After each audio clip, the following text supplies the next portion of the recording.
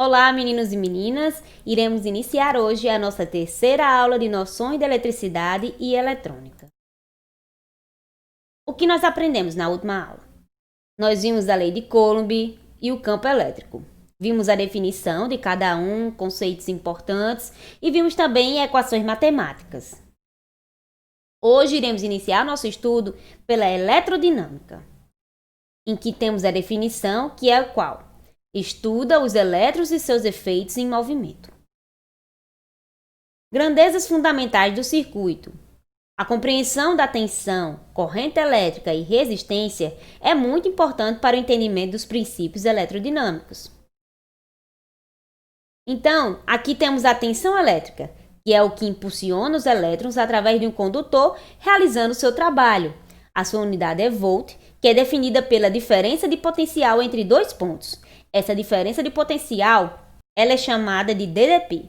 É necessária para realizar um trabalho de 1 Joule, transferindo uma carga de um Coulomb de um ponto a outro.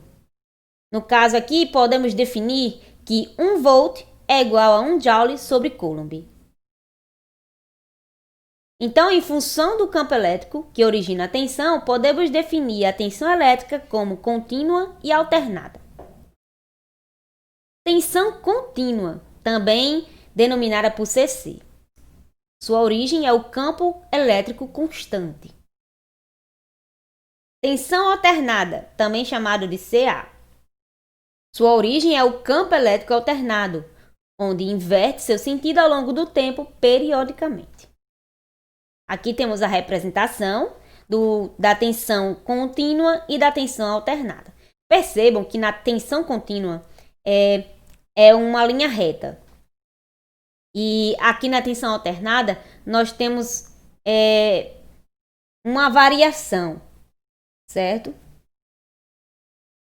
Então, temos aqui a corrente elétrica, que é o movimento ordenado de suas cargas livres devido à ação de um campo elétrico estabelecido no seu interior pela aplicação de uma dDp entre dois pontos deste condutor.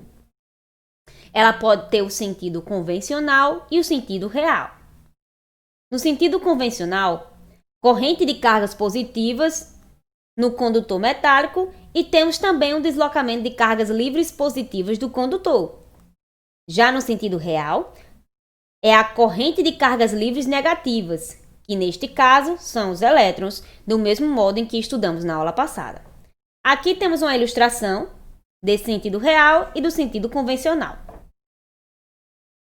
E aqui temos a intensidade da corrente elétrica, que é a quantidade de carga que atravessa a seção transversal de condutor na unidade de tempo.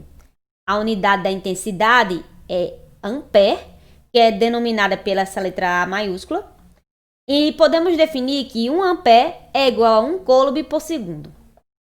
Aqui nós temos as equações matemáticas, em que a intensidade da corrente elétrica é igual à variação da carga dividida pela variação do tempo. E aqui temos a unidade dela, que é ampere, que é definida por Coulomb por segundo. Então, da mesma forma que a tensão, a corrente elétrica também pode ser contínua e alternada. A contínua, produzida por uma tensão contínua, e os elétrons se deslocam no único sentido. Já na corrente alternada, é produzida pela tensão alternada e os elétrons têm deslocamento bidirecional, acompanhando a variação de polaridade da tensão. Então agora nós vamos estudar a resistência elétrica, que é a dificuldade que o material tem de apresentar a passagem da corrente elétrica. Então aqui nós temos a equação que seria a tensão sobre a corrente, que iria ser igual a constante para um mesmo condutor. A unidade de resistência elétrica é o ohm, que é representado por esse símbolo. Então, 1 ohm é igual a 1 volt sobre ampere. Quando o elemento apresenta resistência nula, dizemos que este representa um curto-circuito. Quando o elemento apresenta resistência infinita, isso significa que este circuito representa um circuito aberto. Aqui eu tenho uma atividade para vocês. Eu quero que vocês me digam o que é eletrodinâmica, o que é a tensão contínua e a tensão alternada, o que é a corrente elétrica e a resistência elétrica.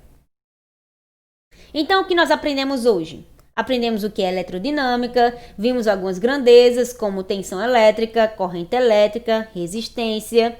Vimos que a tensão pode ser alternada, contínua, e do mesmo modo que a tensão, a corrente elétrica também pode ser alternada e contínua, certo? E vimos também representações matemáticas de cada uma.